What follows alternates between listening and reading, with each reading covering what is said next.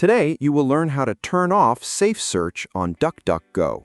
First, open your preferred web browser, such as Chrome, Edge, Firefox, or any other browser you use. Then go to the DuckDuckGo website. Once the DuckDuckGo homepage opens, look at the top right corner and click the three horizontal lines to open the menu. From the menu, click Settings. Now you'll see the DuckDuckGo Settings page. Make sure you're on the General tab, then scroll down until you find the Safe Search section. Click the Safe Search drop-down menu and you'll see different options. Select Off.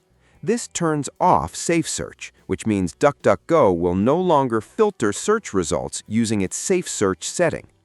After selecting Off, scroll down and click Save and Exit to save your new setting. That's it.